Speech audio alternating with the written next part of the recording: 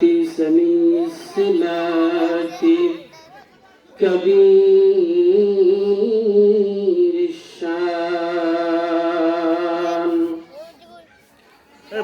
جميل القدر رفيع الذكر مطاع الأمر جلي البرهان فقيم الاسم غزير العلم وسيع الحلم كثير الغفران جميل الثناء جزيل العطاء مجيب الدعاء عميم الإحسان شديد العقاب أليم العذاب سريع الحساب عزيز السلطان ونشهد أن لا إله إلا الله وحده لا شريك له ولا فريق له ولا وزير له ولا نذير له ولا مشير له ولا معين له ولا شبه له ولا شبيه له ولا مثيل له ولا مثال له ولا مثل له ولا ضد له ولا ند له ولا حد له ونشهد أن سيدنا وسندنا ونبينا وحبيبنا وحبيب ربنا وطبيب قلوبنا ومولانا محمدا عبده ورسوله أما بعد فأعوذ بالله من الشيطان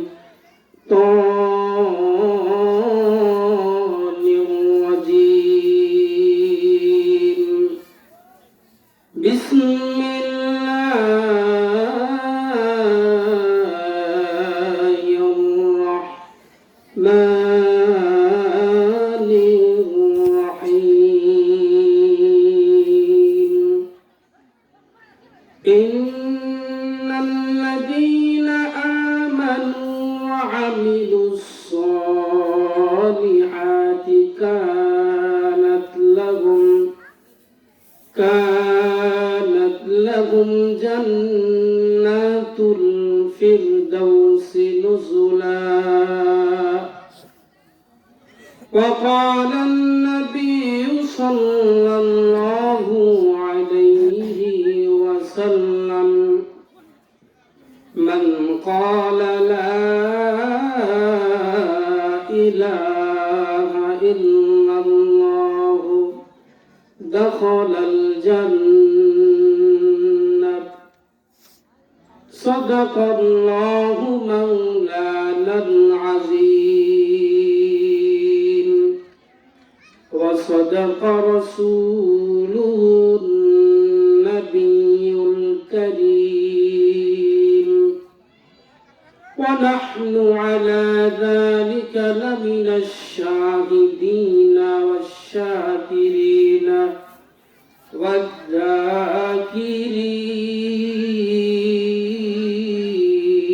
والذاكرين والحمد لله رب العالمين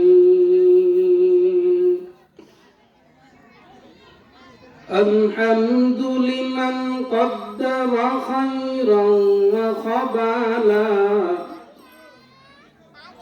الحمد لمن قدر خيرا وخبالا والشكر لمن صور حسنا وجمالا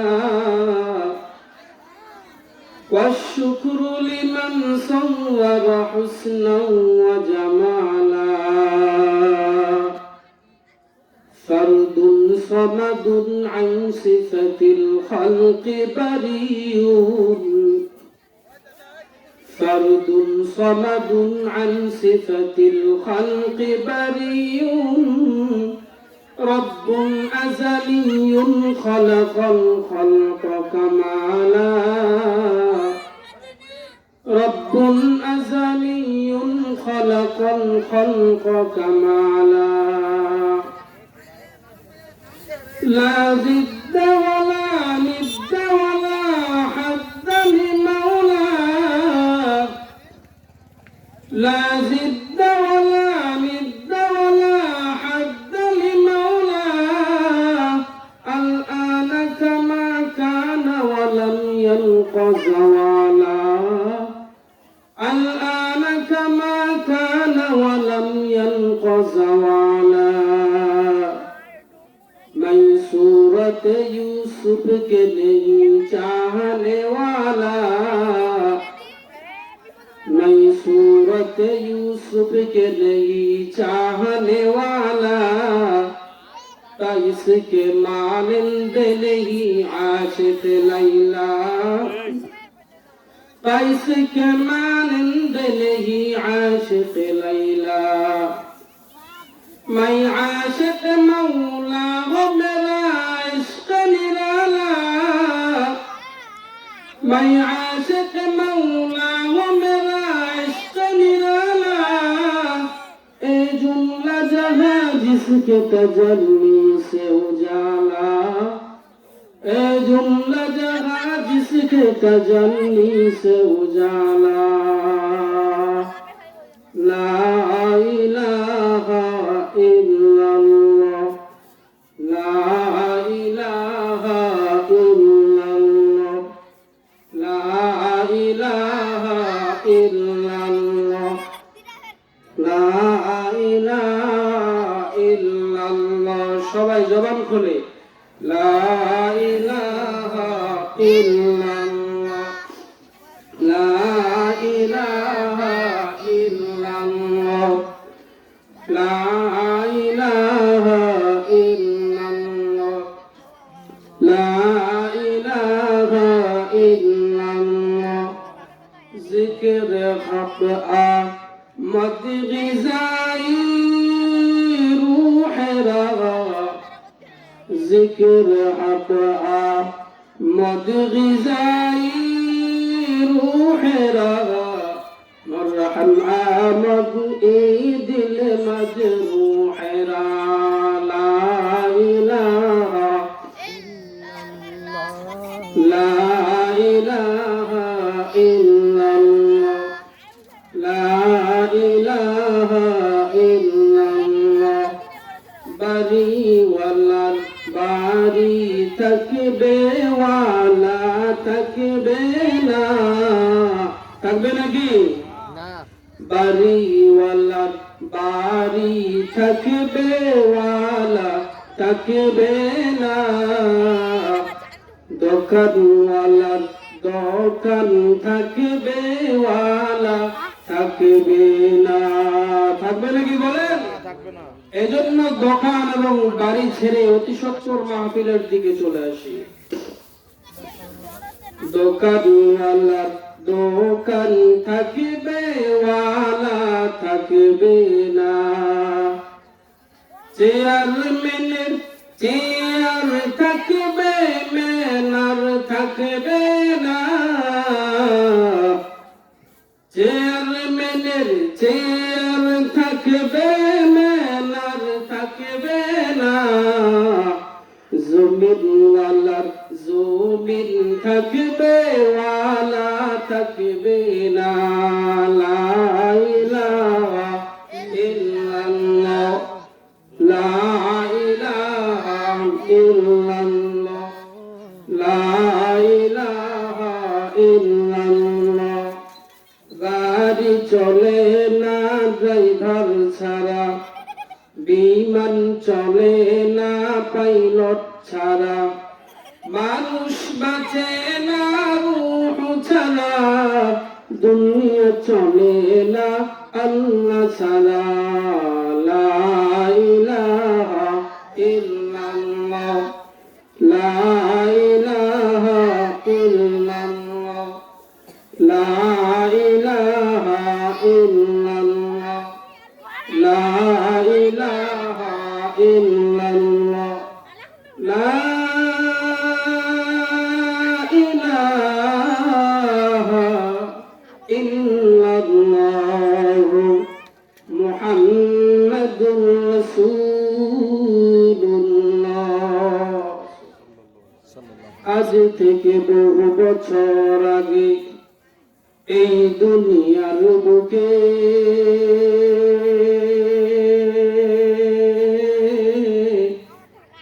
ইসলাম নাম ছিল না কোথাও কোনো মানুষের মুখে। মন্দিরে শুধু বাজিত ঘন্টা, মন্দিরে শুধু বাজিত ঘন্টা, ছিল না আজান ধ্বনি।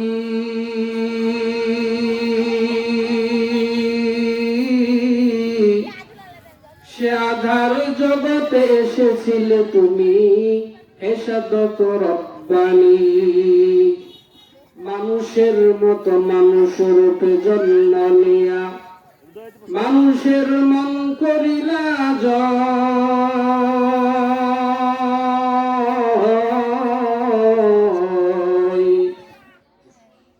আদর দিয়া, ভালোবাসা দিয়া, মোহাব্বত দিয়া, তন্ত্র দিয়া, মন্ত্র দিয়া নয়। মাগুরা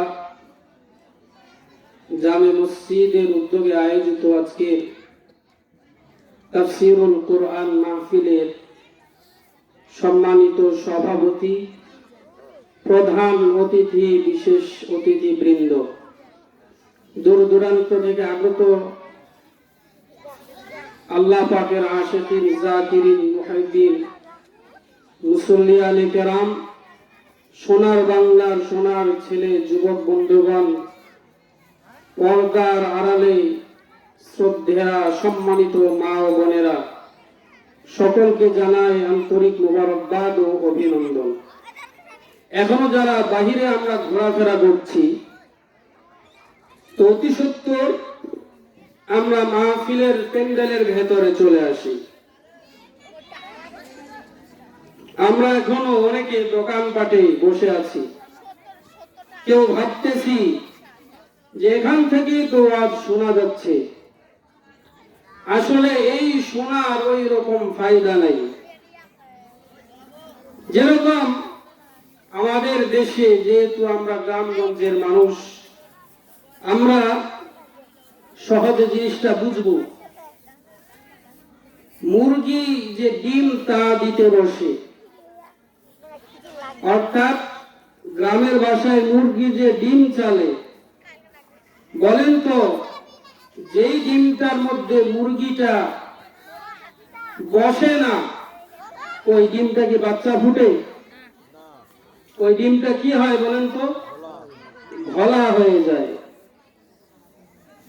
তো আজকেও যারা এত সুন্দর জান্নাতের বাগান রেখে আশেপাশে ঘুরতেছে, প্যান্ডেলের ভেতরে এসে বসছে না, তো আমি বলতে চাই এদেরও কপালটা ওরকম ঘোলা। কথা বলেন ঠিক কিনা? ওদের কপালটাও এরকম ঘোলা। কারণ এরকম জান্নাতের বাগানে আসতে পারা, বসতে পারা, এটারও তৌফিক লাগে একজনের পক্ষ থেকে। সকলে বলি তিনি কে?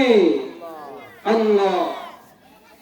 কারণ এটা এমন একটা পরিবেশ, এমন একটা মজলিস, যেটাতে বসলেই গুনাহ মাফ। সুবহানাল্লাহ। এখানে বসতে আল্লাহ তাআলার কবুল হওয়া লাগে। এখানে বসাটাও একটা বিশাল বড় নিয়ামত। আল্লাহ তাআলা অসংখ্য অগণিত নিয়ামত দান করেছেন আমাদেরকে, তো এখানে বসতে পারাটাও একটা নিয়ামত। সবচেয়ে বড় যে নিয়ামতটা আমাদের উপরে, এটা নিয়ে আমি আজকে আলোচনা করব। তো এর আগে বলতেছি যে এখানে আসতে পারা, বসতে পারা, এটাও একটা অনেক বড় আল্লাহ তাআলার নিয়ামত। আল্লাহ রাব্বুল আলামিনের অনেক নিয়ামত রয়েছে। মাছ যেরকম পানিতে থাকে, মাছের ডানেও পানি, বামেও পানি, ওপরেও পানি, নিচেও পানি, চতুর্দিকে পানি আর পানি। ওই রকম মানুষেরাও আল্লাহ তাআলার নিয়ামতে এমন ভাবে ডুবে আছে যে বান্দার ডানেও নিয়ামত, বামেও নিয়ামত, সামনে পিছনে চতুর্দিক দিয়ে আল্লাহ তাআলার নিয়ামত বেষ্টন করে রেখেছে। আল্লাহ তাআলা এই সূরা ইব্রাহিমের মধ্যে বলতেছেন, ওয়া ইন তাউদ্দু নি'মাতাল্লাহ, আল্লাহু আকবার, আওয়াজ করে বলেন আল্লাহু আকবার। আল্লাহ তাআলা বলতেছেন, ওয়া ইন তাউদ্দু নি'মাতাল্লাহ, যদি তোমরা আল্লাহর নিয়ামতকে গণনা করতে চাও, লা তুহসুহা, আল্লাহ তাআলার নিয়ামতকে বান্দা কখনো গণনা করে শেষ করতে পারবে না।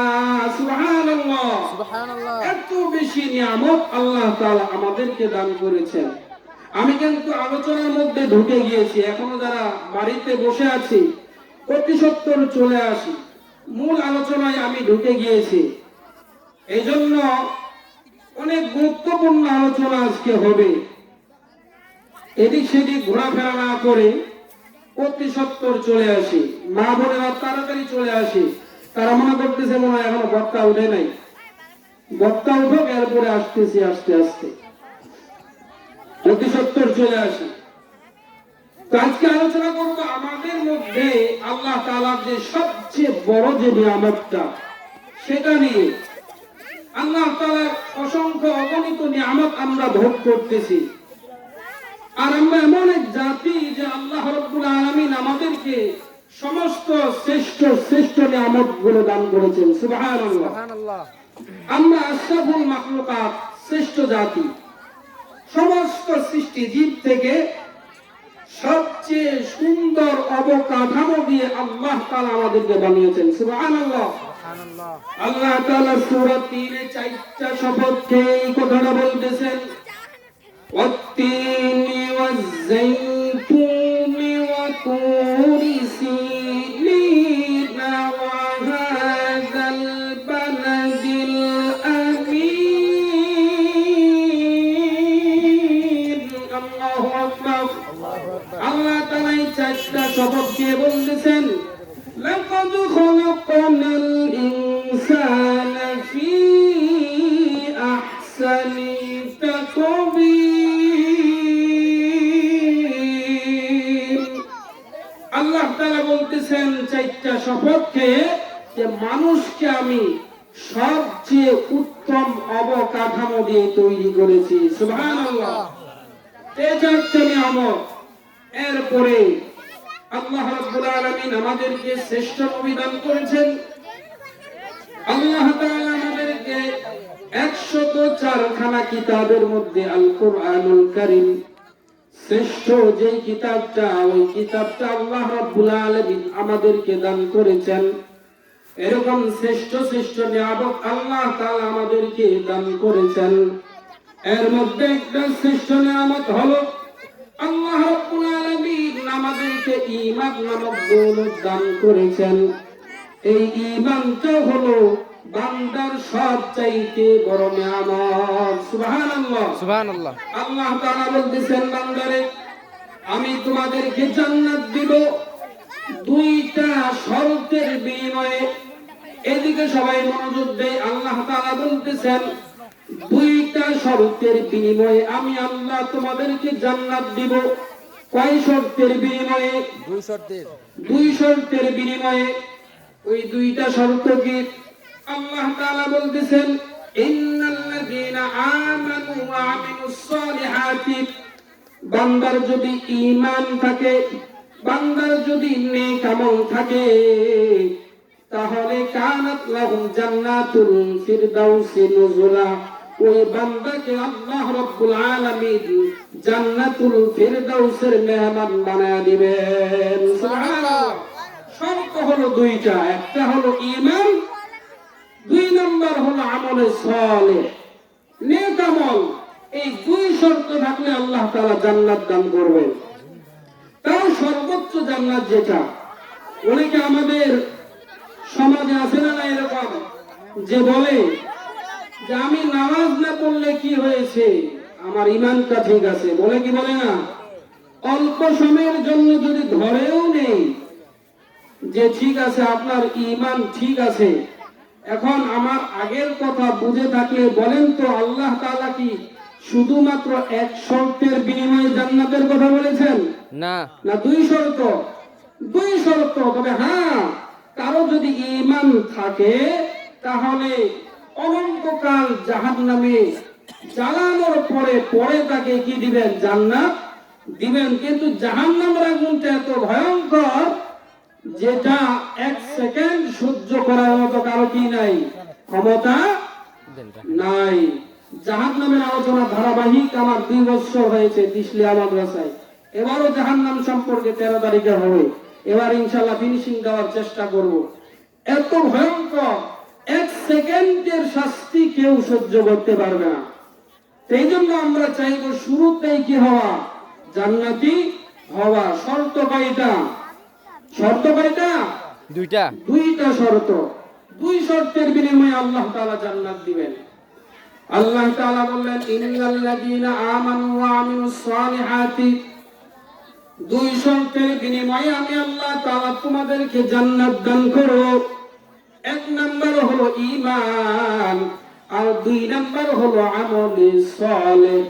ওই দুইটা শর্ত যদি বান্দার ঠিক থাকে, আমি আল্লাহ জান্নাতুল ফিরদাউসের মেহমান বানায় দেব। এখন আমাদের জানতে হবে যে ঈমান কোন জিনিসের নাম। ঈমানটা ফুকাহায়ে কেরাম বলেন তিনটা জিনিসের সমন্বয় হলো ঈমান। এক নাম্বার হলো তাসদীক বিল জানান, অন্তরে স্বীকারোক্তি দিতে হবে যে আল্লাহ তাআলা এক, তার কোনো শরীক নাই, তার কোনো সমকক্ষ নাই, তিনি কারো থেকে জন্মগ্রহণ করেননি, তাকেও কেউ জন্ম দেয়নি, তার যে নাম আছে, তার যে গুণ আছে, এই নামের সমকক্ষ, এই গুণের সমকক্ষ কেউ হতে পারে না। এরকম ঈমান থাকতে হবে। দুই নাম্বার হলো মুহাম্মাদুর রাসূলুল্লাহ সাল্লাল্লাহু আলাইহি ওয়াসাল্লাম হলেন আমাদের নবী এবং শেষ নবী।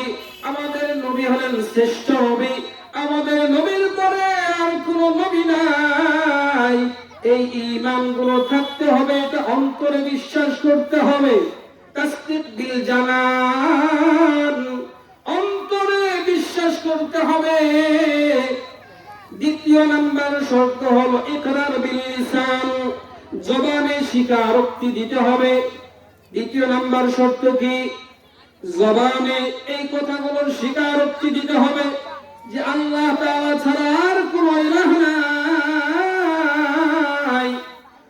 মুহাম্মদ সাল্লাল্লাহু আলাইহি ওয়াসাল্লাম শেষ নবী, শ্রেষ্ঠ নবী। এগুলো বিশ্বাস করতে হবে।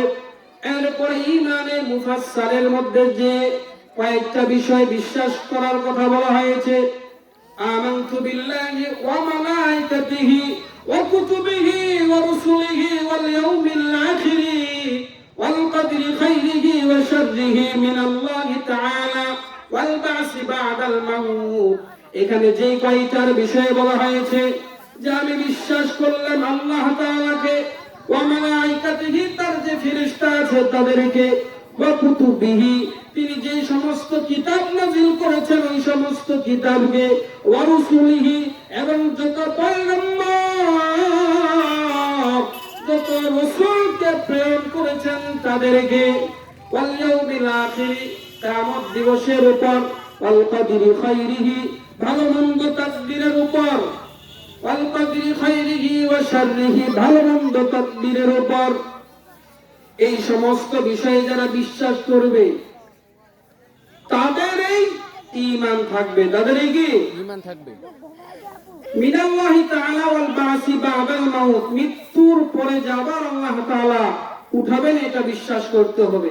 এই অংশটা আগেই ভিতরে ঢুকে গিয়েছে যে পরকালের উপরে বিশ্বাস, ওয়াল ইয়াউমিল আখির, এই বিষয়গুলো যাদের বিশ্বাস থাকবে এটা হলো ঈমানের প্রথম স্তর, এটা ঈমানের প্রথম স্তর।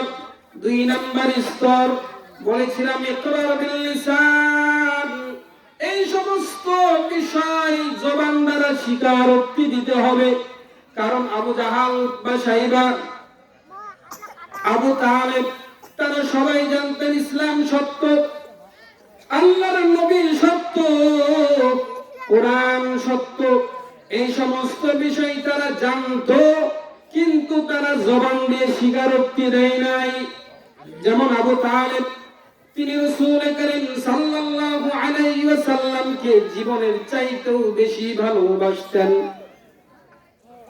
কাফেররা যখন দেখলো যে রাসূল করিম সাল্লাল্লাহু আলাইহি ওয়াসাল্লাম তাদের মূর্তিদের বদনাম করছেন, তাদেরকে বলতেছেন যে অনেকগুলো ইলাহ না, শুধুমাত্র একজন ইলাহ, এই রকম দাওয়াত যখন তিনি দিতে থাকলেন, তখন কাফেররা তারা আবু তালেবের কাছে বিচার নিয়ে গেল। কারণ ওই সময় আর রাসূল করিম সাল্লাল্লাহু আলাইহি ওয়াসাল্লামের দুনিয়ায় কেউ নাই, নিজের পিতা নাই, দাদা নাই, দেখাশোনা করেন আবু তালেব। তার কাছে বিচার নিয়ে গেলেন যে তোমার ভাতিজাকে বলো যাতে করে সে আমাদের মূর্তিগুলোর বদনাম না করে, সে তার মতো করে থাক। সে যদি দুনিয়ার সমস্ত সম্পদ, মক্কার সমস্ত সম্পদ চায়, আমরা তার পায়ের নিচে এনে দিতে প্রস্তুত। সে যদি সুন্দর রমণী চায়, তাহলে সুন্দর রমণী আমরা দিতে প্রস্তুত। আবার নাউযুবিল্লাহ, যদি তাকে কোনো বদজিনে আসর করে, তাহলে সেটাও আমরা চিকিৎসা করতে প্রস্তুত। কাফেররা বলতেছে যে কোনো বদজিন যদি ধরে আর ওই জিন যা শিখায় দেয় সেগুলোই সে যদি বলতে থাকে, এগুলোকেই যদি সে আল্লাহর কিতাব বলে চালিয়ে দেয়, তাহলে সেটারও চিকিৎসা আমরা করব। এরকম প্রস্তাব যখন দিল, আবু তালেব প্রথমে ভাতিজাকে বলল, ভাতিজা কি দরকার আছে, তোমার বিরুদ্ধে পুরো মক্কাবাসী চলে যাচ্ছে, কি দরকার আছে তোমার তাদের বিরুদ্ধে যাওয়ার? আল্লাহর রাসূল বললেন, ওগো চাচা শোনেন, তারা যদি আমার এক হাতে সূর্য এনে দিতে চায় আর এক হাতে যদি চন্দ্র এনে দিতে চায়, তবু আমি যে এক আল্লাহর দাওয়াত দিতেছি, এখান থেকে এক বিন্দু মাত্র পিছপা হব না। হয়তো আমি মুহাম্মদ দুনিয়া থেকে বিদায় নিয়ে চলে যাব, নতুন আল্লাহ তাআলা ইসলামকে সারা বিশ্বের মধ্যে প্রতিষ্ঠিত করে দিবেন। সুবহানাল্লাহ। এরকম দৃঢ়তা দেখে চাচা বললেন যে ভাতিজা ঠিক আছে, আমি ঈমান গ্রহণ করি আর না করি এটা পরের বিষয়, যেহেতু আমি তোমার এখন অভিভাবক, আমার একটা চোখের পলক থাকা পর্যন্ত মক্কার কেউ যদি তোমার গায়ে হাত দিতে চায়, আমি ওই হাতকে বরদাস্ত করব না। সুবহানাল্লাহ। এরকম পাশে ছিলেন আবু তালেব। এমনকি মক্কার কাফেররা একবার অবরোধ করলো মুসলমানদেরকে, তারা অবরোধ করলো যে যারা মুহাম্মদ সাল্লাল্লাহু আলাইহি ওয়াসাল্লামের সমর্থক, তাদেরকে আমরা বয়কট করব, তাদেরকে কোনো খাবার দিব না, তাদেরকে পানি জাতীয় জিনিস দিব না, তাদের সাথে লেনদেন নাই, তাদের সাথে বিবাহ নাই। এরকম অবরোধ শিয়াবে আবু তালিবের ঘাঁটিতে, ওখানে সমস্ত মুসলমানেরা সহ কিছু কাফেরও রাসূল করিম সাল্লাল্লাহু আলাইহি ওয়াসাল্লামকে ভালোবাসতেন, তারা ওখানে অবরোধ অবস্থায় জেল খাটলেন 3 বছর। এর মধ্যে আবু তালেব ছিল। আবু তালেব ওই সময় কাফেরদের সঙ্গ দেয় নাই, 3 বছর জেল কেটেছে। পয়গম্বরকে এরকম ভালোবাসেন আবু তালেব, এত বেশি ভালোবাসেন। মুসলমানেরা ওই 3 বছর এমন কষ্ট করেছে, কোনো খাবার পাই নাই, কোনো পানি পাই নাই। আবার মরুভূমি এলাকা, কিছুদিন পরে পানি ফুরিয়ে গিয়েছে, গোসল নাই। ছোট ছোট বাচ্চাগুলো পানির জন্য চিৎকার মেরেছে, পানি পাই নাই। পানি না পান করলে মায়েদেরও দুধ আসে না, মা যারা ছিলেন তাদেরও তো খাবারের ব্যবস্থা নাই, সন্তানেরা এক সময়ে দুধও পায় না। এরকম একটা অবস্থা বিরাজ করতেছে। মায়েরা এক পর্যায়ে নিজেদের জিহ্বাগুলো সন্তানের মুখের মধ্যে দিয়ে দিয়েছে, সন্তানেরা ওই জিহ্বাটা চুষে চুষে গলা ভিজিয়েছে। এরকম অবস্থার মধ্যে মুসলমানেরা 3টা বছর কাটিয়েছে, মুসলমানেরা কোনো খাবার পাই নাই। এটা এমন বাংলাদেশের মতো এলাকা ছিল না যে প্রচুর পরিমাণে গাছপালা ওইখানে ছিল। ওইখানে শুধু বাবলা গাছ হয়, তাও কাঁটাযুক্ত গাছ। ওই গাছগুলো চিবিয়ে চিবিয়ে মুসলমানেরা খেয়েছে, মুখ থেকে রক্ত ঝরেছে মুসলমানদের। খাবার নাই, আর কোনো পয়গম্বরকে ছাড়ে নাই। কিছুদিন পরে এরকম অবস্থা হয়ে গিয়েছে যে মুসলমানদের পায়খানা গুলো, মলমূত্র গুলো ছাগলের লাদির মতো হয়ে গিয়েছে। এরকম একটা অবস্থা। এরকম অবস্থায় আবু তালেব পয়গম্বরের সঙ্গ ছাড়ে নাই, পয়গম্বরের সঙ্গ ধরেই ছিল আবু তালেব। শেষমেশ যখন শেষ নিঃশ্বাসটার সময় চলে এসেছে, তখন পয়গম্বর বললেন, ও আমার চাচা যান,